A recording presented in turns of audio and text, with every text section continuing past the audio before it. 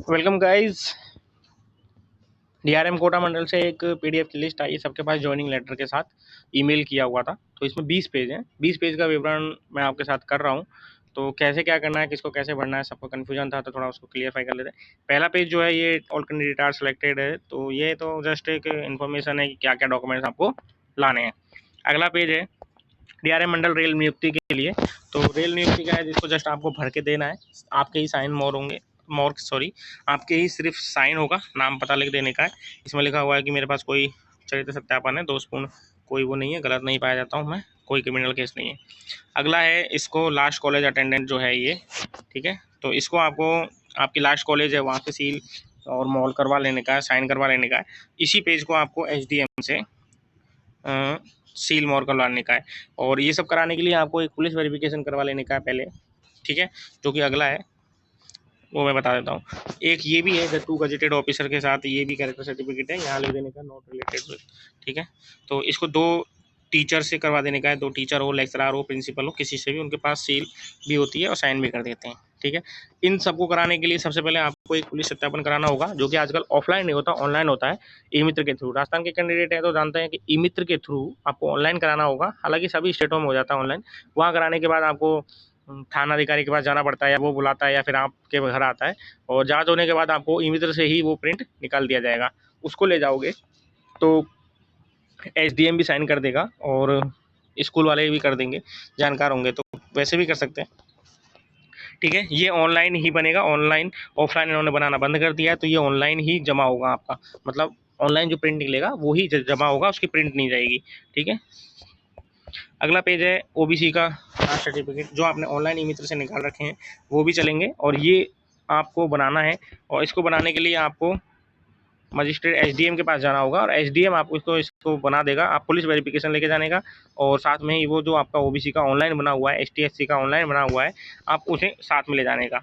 एसटीएससी का, ओबीसी एसटीएससी जो भी है ऑनलाइन बना के उसको साथ में ले जाने का, तब ये बनाएगा, तब वो साइन कर देगा। अगला है अटेस्टेशन फॉर्म। अटेस्टेशन फॉर्म का सीन ये है कि जब भी कोई ज्वाइनिंग करते हैं तो उसमें ये अटेस्टेशन फॉर्म लगता है। उसमें आपकी यहाँ पासपोर्ट साइज़ फ़ोटो लग जाएगी। पासपोर्ट साइज़ फ़ोटो लगाने के बाद थोड़ी बड़ी फ़ोटो भी लगा सकते हो, पासपोर्ट फ़ोटो भी लगा सकते हो।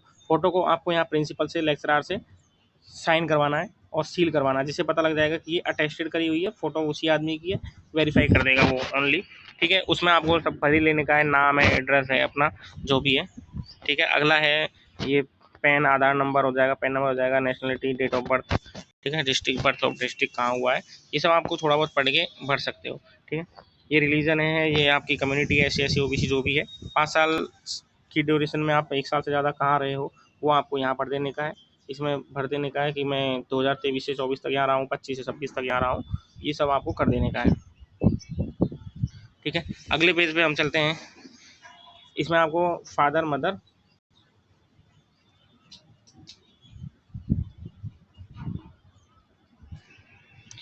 मदर और स्पोस का जो नाम आता है वो अपनी वाइफ का आएगा, ठीक है। फादर मदर स्पोस, उसका नाम आ जाएगा, नेशनलिटी आ जाएगी, बर्थ डेट आ जाएगी, वो क्या करते हैं, पेशे में या फिर रोजगार है, बेरोजगार है, जो भी है, ठीक है, गृहिणी है, वाइफ है, तो वो सब आपको इस में भर देने का है। अगला हम 12 नंबर पे आते हैं। तो इसमें आपको आपके बच्चा जो भाई बच्ची है जो कहाँ बाहर रहते हैं वो उसमें भर देने का है, नहीं रहते हैं तो खाली छोड़ देने का है। 13 नंबर पे 15 साल के बाद आपने कौन सी क्वालिफिकेशन करी है, शायद 12वीं क्लास 15 के बाद ही होती है, तो वो आपको यहाँ भर देने का है, कौन सी स्कूल से करी है, कब एंट्री ली, कब आउट हुए थे, ठीक है। बीएससी करिए, बीए करिए, जो भी ग्रेजुएशन करिए वो भी भर देने का है, और ITI करिए तो वो भी भर देने का है, कब एंट्री ली, कब आउट हुए और पास हुए, ठीक है। अगला हम 14 नंबर पर जाते हैं। अगर आप सेंटर है, स्टेट गवर्नमेंट है, किसी के कैंडिडेट हैं ऑलरेडी जॉब में है, NOC ले रखी है, तो वो आप यहाँ पर भर देने का है, कब ज्वाइनिंग हुई, कब आप इसको छोड़ के आ रहे हो, किस पद पे थे, ठीक है, किसके अंडर में थे, कि किस लिए आप उसको छोड़ रहे हो, वो भी लिख देने का। अगला है, इसमें सबको आपको नो करना है, क्योंकि ये पूछ रहा है कि आपको कभी कोई गिरफ्तारी हुई है, अरेस्ट किया है, आपको प्रोसिक्यूट किया है, या फिर आपको कोई कोर्ट में जाना पड़ा है, तो ये सब आपको नो कर देने का है, ठीक है। अगले में हम चलते हैं कि आपको 2 कैंडिडेट के नाम लिखने हैं रेस्पॉन्सिबल, जो आपके नियर बाई हो, ठीक है, नेबर में हो, जो आपको जानते हो अच्छे से, उनका नाम यहाँ लिख देने का, एड्रेस वगैरह नहीं, ज़्यादा नाम लिख देने का, ठीक है। लास्ट पेज पे आपको साइन, कैंडिडेट आपके साइन कर देने का है ओनली, ये आपका अटेस्टेशन फॉर्म भर जाएगा। इसके बाद आपको कुछ नहीं करना। अगले पेज में आता है स्टाम्प। मैं बता देता हूँ कि कोटा मंडल ने टोटल 4 स्टाम्प मांगे, वो भी 100 रुपये के स्टाम्प पर, ठीक है। हर पे स्टाम्प 100 रुपये बनेगा। तो मैं बताता हूँ, पहला स्टाम्प जो है ये है।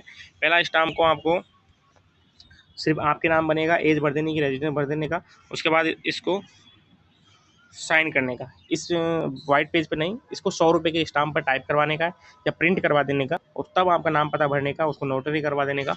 100 रुपये का है, लगभग 250 रुपये का पड़ता है ये, 200-250 का, ओके, 250 ही पड़ेगा। और इसके बाद अगला है एफिडेविट, ठीक है। ये एफिडेविट है, ये एफिडेविट मतलब शपथ, कोई और आपके लिए शपथ देगा, ठीक है। जो कैंडिडेट होना चाहिए रेलवे का, नहीं है तो कोई आपका जानकार होना चाहिए जो 20-30 लाख रुपए की प्रॉपर्टी रखता हो, क्योंकि कोई एरा गैरा इसको नहीं दे सकता। तो कोई थोड़ा जिम्मेदार आदमी हो, 20-30 लाख की प्रॉपर्टी हो, अक्सर घर में रहता हो ऐसा, तो वो आदमी इसको देगा, आपके लिए देगा। तो यहाँ आएगा आई के साथ कि मेरा, उनका नाम आएगा, जो भी शपथ दे रहा है वो, उसका रेजिडेंस आ जाएगा, ठीक है। आपका नाम जो कैंडिडेट है, उम्मीदवार है जिसकी ज्वाइनिंग होगी, उसका नाम आएगा पहले में, तीसरे में, ओके। बाकी जो है उस खाली छोड़ देने का, वो आपको वहाँ भरवा देंगे। ये भी 100 रुपये के स्टाम्प पे निकलेगा, और ये उसी के नाम आधार कार्ड से निकलेगा जो आपकी शपथ दे रहा है, ओके, समझ आ गया। एक है एग्रीमेंट। एग्रीमेंट मतलब रेलवे के रूल रेगुलेशन है, नियम है पूरे, तो वो सब इसमें लिखा हुआ है कि आपको क्या करना है। इसमें आपके साथ आपका नाम जो है वो यहाँ आएगा, बिटवीन के बाद यहाँ आपका नाम आएगा, कैंडिडेट का, ज्वाइनिंग करने वाले का, उसके पिता का नाम, और यहाँ रेजिडेंस, ठीक है। इसके बाद अपन बात करें कि apprentice of the first part में तो कैंडिडेट हो गया। सेकंड पार्ट में जो है उसका नाम यहाँ आएगा और उसके पिता का नाम यहाँ आएगा। सेकंड पार्ट कौन होगा? जिसने शपथ दिया आपकी, ठीक है, जिसको अभी जस्ट पहले जिसके नाम अपन ने शपथ पत्र निकाला था, वो 100 रुपये का स्टाम्प, वो उसका नाम यहाँ आएगा सेकंड पार्टी में, ओके। पिछली बार ऐसा नहीं था, इसमें अपन पिता का नाम भी लिख सकते थे, लेकिन इस बार इन्होंने बताया है कि जो श्योरिटी दे रहा है, जो शपथ दे रहा है आपकी, उसी का नाम सेकंड पार्टी में भरने का है। बाकी सब खाली छोड़ देने का है आपको, ये सब खाली छोड़ देने का है। ये सब आपको रेलवे के थ्रू वहाँ से जो जो जैसे बताएं वैसे भर लेंगे अपन, ओके।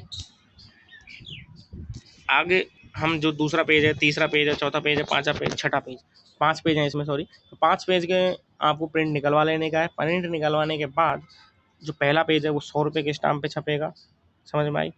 जो पहला पेज है 100 रुपये स्टाम्प पे छपेगा, बाकी के सारे पेजों पर वो अपना सील सिक्का लगा देगा, अटेस्टेड नोटरी वाला। और लास्ट पेज पे जो ये है फर्स्ट पार्ट, इसमें आपको कैंडिडेट ज्वाइनिंग वाले के साइन होंगे। और जो सेकंड पार्ट है, ये सेकंड पार्ट में जो साइन आएंगे वो आएंगे किसके? जो आपकी शपथ दिया था ऊपर, ठीक है, जिसकी मैंने 20-30 लाख रुपए सैलरी, या सॉरी ज़मीन जायदाद जो भी, मतलब 20-30 लाख का मालिक हो ऐसा कैंडिडेट, ठीक है। उसके बाद उसी जिसके नाम में अपन ने वो एफिडेविट निकला था, उसका नाम आएगा सेकंड पार्टी में, फर्स्ट में आएगा ज्वाइनिंग वाले का, ओके। ये विटनेस है, जैसे आपने ये साइन किया वो किसने देखा, तो उन दो के नाम लिख देने का। जैसे वैसे ही इस सेकंड पार्टी ने जो साइन किया वो किसने देखा, इन्होंने, ऐसे, ओके। ये है आपका फोरम अटेस्टेड। और ये जो है डिविजनल ऑफिसर, ये डीआरएम वाले ही करेंगे, ये भी डीआरएम वाले करेंगे, ओके। इनको छोड़ देने का। ये हो गया है आपका पूरा फॉर्म। इसके बाद एक और एफिडेविट उन्होंने बनवाने की कोशिश करी है, जिसको मैं बता देता हूँ आपको। एक ये है एफिडेविट, इसको भी 100 रुपये पे ही निकालना है आपको।